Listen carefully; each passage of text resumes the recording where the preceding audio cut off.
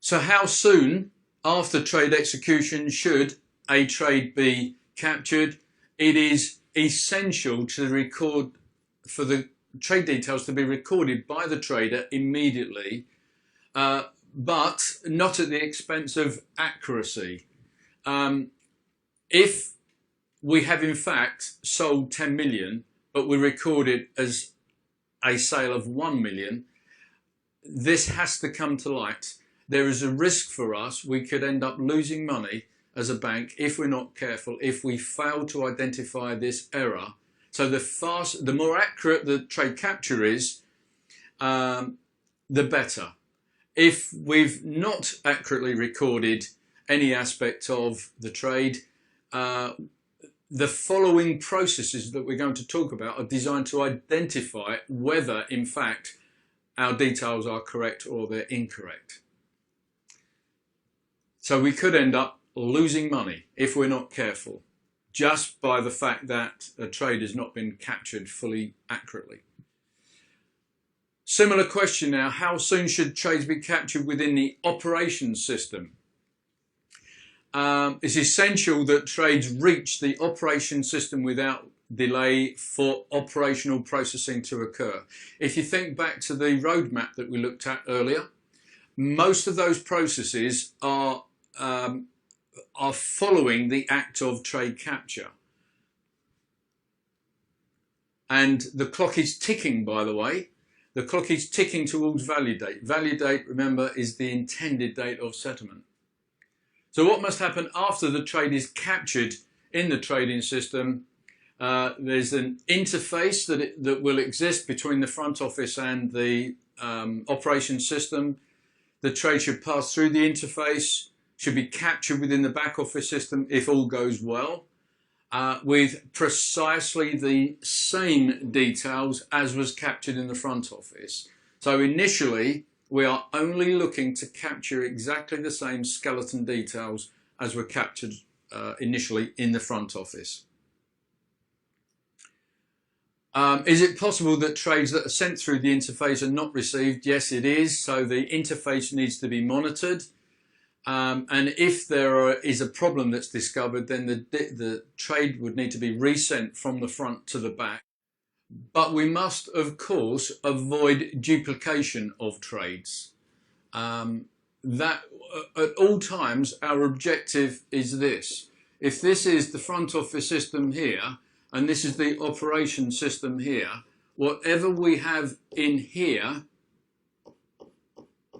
needs to be reconciled with what's in there. This should never ideally go out of line. So what we're trying to do, therefore, is where trades are executed and captured in here, all we're trying to do for the moment is to ensure that we've got exactly the same details recorded in the back.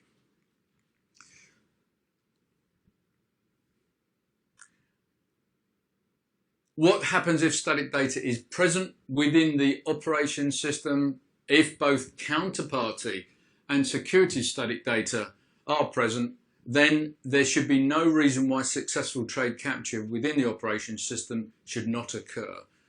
And STP, well, I've used the word may be possible. It should absolutely be possible. So the thing that enables STP to occur is the static data being in place. So you could describe it like this. You have your static data here.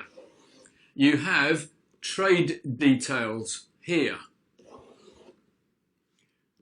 If you've got this and you blend it with that, then STP should absolutely be possible. So how much effort should be put into ensuring that your static data is present? You should put a large amount of effort into that, because that will enable automation of trade processing. What happens if it's missing? This is counterparty or security static data. Again, the trade will not be able to be captured. Now, why is that? Because very often operation systems are programmed to say, as minimum information in the trade skeleton, I must have a counterparty and I must have the security. And if I haven't got those, I'm not going to accept the trade. So this is a way, therefore, that front and back can go out of line, out of sync with one another, which we don't want. If that does happen, though, you need to identify the missing data. You treat the trade as an exception.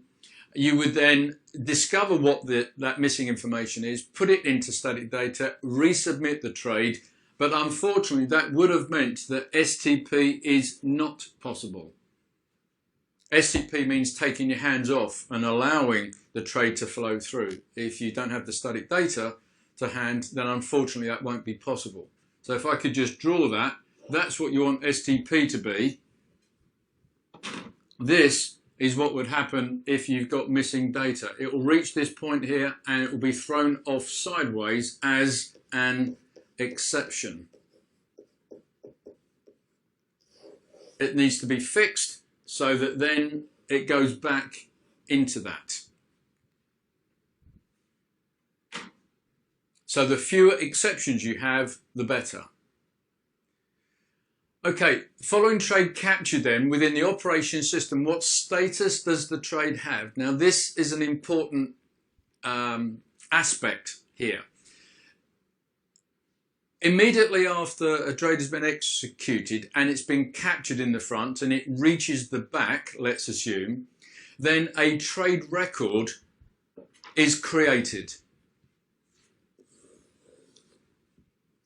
It's a permanent record of the trade, but the status of the trade will change according to where you are in the life cycle.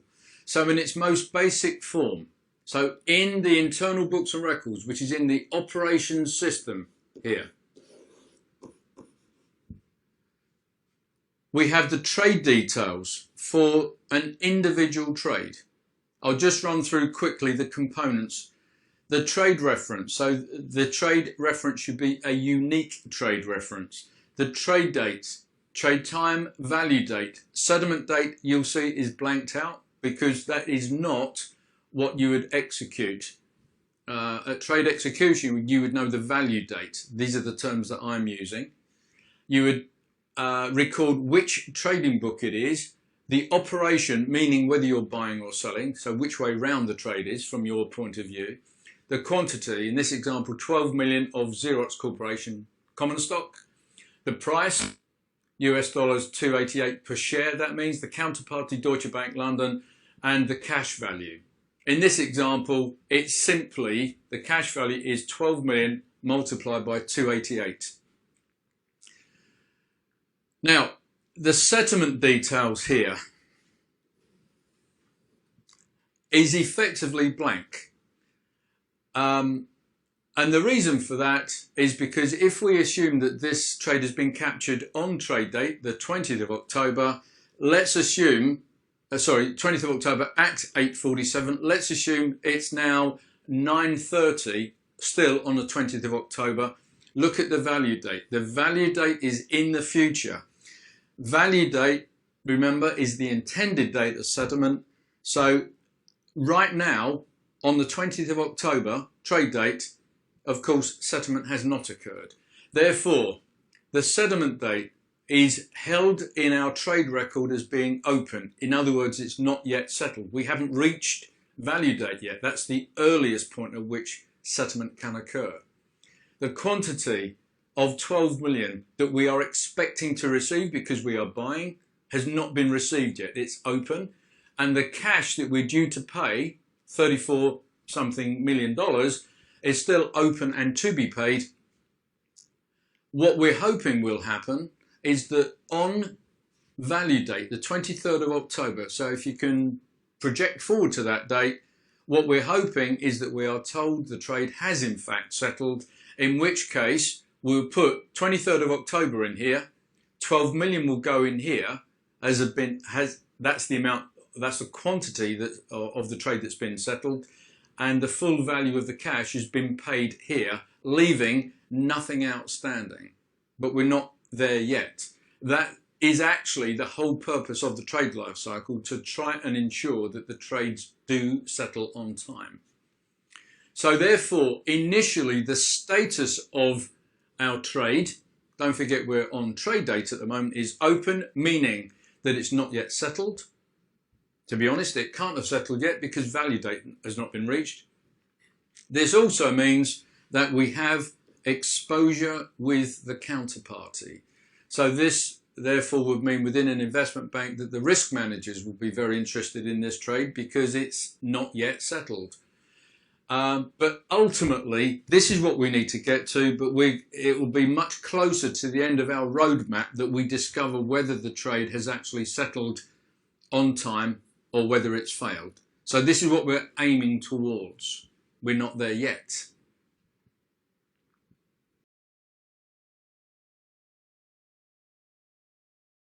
Welcome to Trade Capture and Data Integrity. In this activity, you'll practice using concepts from Section 2 of the course to strengthen your understanding of how trade information is captured and how data integrity supports downstream processing. This hands-on learning activity has 5 steps and takes 60 minutes. You'll begin by listing and explaining the key trade fields required immediately after execution. Then, you'll examine a sample trade for missing data and outline how to resolve those issues. Next, you'll trace how a trade moves from the front office to the operations system and determine how to respond when trades fail to appear. You'll also compare trade records to identify mismatches and assess the risks. Finally, you'll reflect on the role of static data in trade capture and draft a professional message highlighting its importance. Let's get started and apply what you've learned in a hands-on way.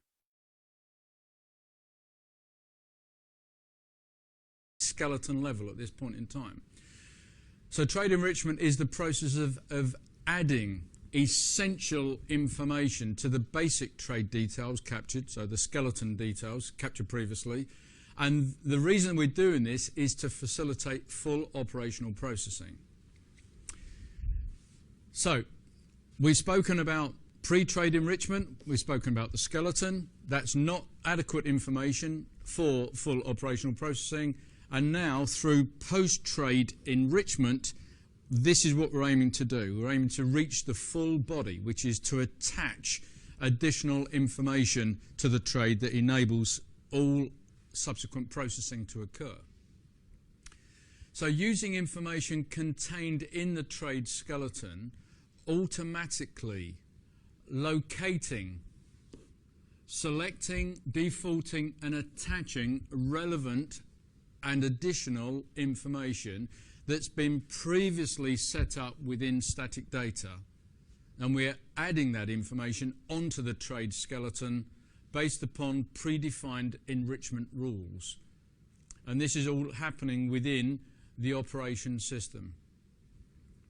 Okay, so just to explain this picture then, here is the skeleton trade details that we've captured within the operation system. So trade date, trade time, VD, value date, has the same meaning. If we're doing this for a client or possibly for a trading book, whether we're buying or selling, the quantity, the particular security, the price at which we're traded, and the counterparty. So let's assume that that's the skeleton information that we've got captured within the operation system. We then seek enrichment of that. So the operation system will be programmed to go into static data and to try and identify things such as this, the cash value defaults. So in other words, if we're buying, the amount of cash we need to pay to the counterparty. If we're selling, obviously the amount of cash we're due to receive. And that may or may not be as simple as, for example, quantity of shares multiplied by the price on the trade. There could well be other things which are necessary to apply. SSI details, SSI defaults. SSI stands for Standing Settlement Instructions. Now these are pieces of data that we have previously put within this segment, let's say, of static data. We need to know the information about ourselves. Now, if as an investment bank we trade in 100 different securities markets, we need to know and we need to hold this information within our static data. We need to know precisely where we wish to settle this particular transaction. And it's based upon the security type. So, for example, if we were selling Qantas shares, then settlement of Qantas shares would occur in Sydney, Australia. So, what information would we hold as our own SSI? That would be, typically, it's the custodian that we've appointed, a firm such as Westpac Bank, for example, or ANZ Bank, based in Sydney, to act on our behalf as our custodian, who will settle the trades on our behalf. And by the way, we would need to issue them with a settlement instruction so that they know what it is that we're asking them to do on a trade-by-trade basis. So we need to hold SSIs for ourselves, but also for each of our counterparties. So for the particular counterparty that we've traded with here, how do we get to know about their SSIs? In other words, where they wish to settle a trade in Qantas shares? Answer, they need to provide us with that information when we first set up a trading relationship with them, and we need to take that pack of information they give. So let's say that they trade in 75 different markets. They will say, here are our SSIs for all the markets in which we trade. What we would then do as an investment bank is to go into our static data under the heading of the particular counterparty and set up the SSIs that they've told us about for each of those markets. Do those SSIs ever change? Yes, they can change, and they change under the circumstances where, for example, the counterparty has decided that they to switch custodians because they believe they get a better service from some other custodian than their historic one. Now, these SSI defaults will need to be added to the trade details. So here's the skeleton details down to here, and the standing settlement instructions need to be added to the details of the trade, because that information will need to appear on one of our outgoing communications, actually to the CSD or custodian that we're using.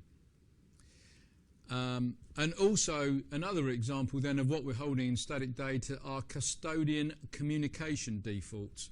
In other words, what mechanism are we going to use where there is a choice to issue a settlement instruction to our custodian? There are choices over that, and that information can be held or may be held within static data as well. So these pieces of additional information are typical of what needs to be copied, not cut, but copied in static data and pasted onto the skeleton. And if we do that successfully, then we have a full body of the trade.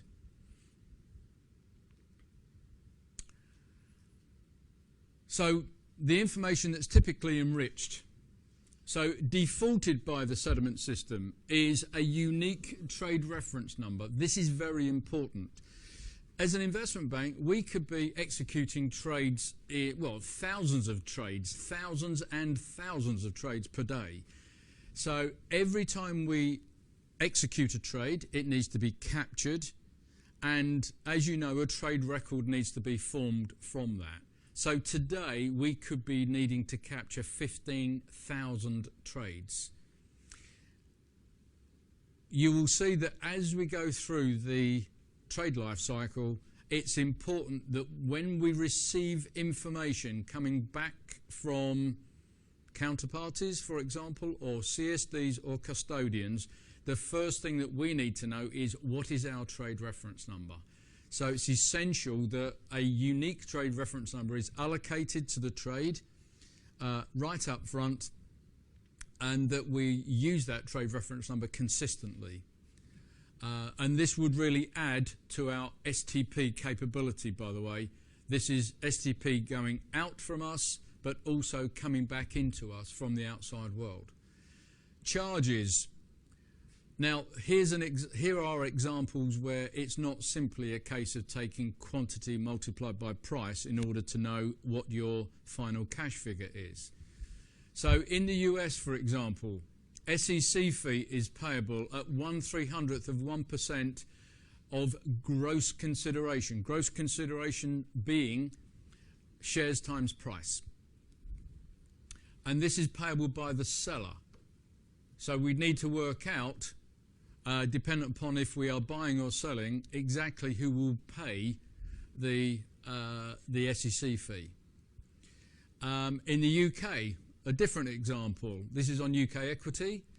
Unfortunately, in the UK, our government insists that any buyer of UK equities pays stamp duty at a rate of 0.5% of, again, gross consideration. So it's the same basic calculation. The amount that you're calculating on, rather, is the same. But this is payable by the buyer, whereas SEC fee is payable by the seller. And this next part is extremely important on interest-bearing bonds. And as we know, not all bonds are interest-bearing because some bonds have no interest on them, zero coupon bonds. But on fixed-rate bonds and floating-rate notes and convertible bonds, you have the concept of accrued interest. We need to calculate the value on each interest-bearing bond trade, the value of accrued interest. And the monetary amount of this can be into the millions. So this is not an insignificant value.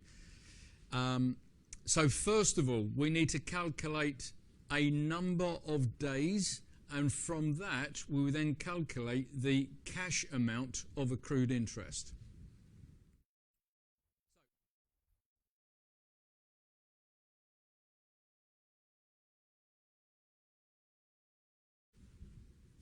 Before we get into this picture,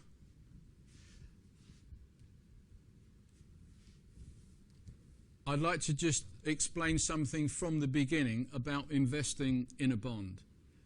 If this is the issue date of a bond, now I'm going to put a date against this and say this is 1st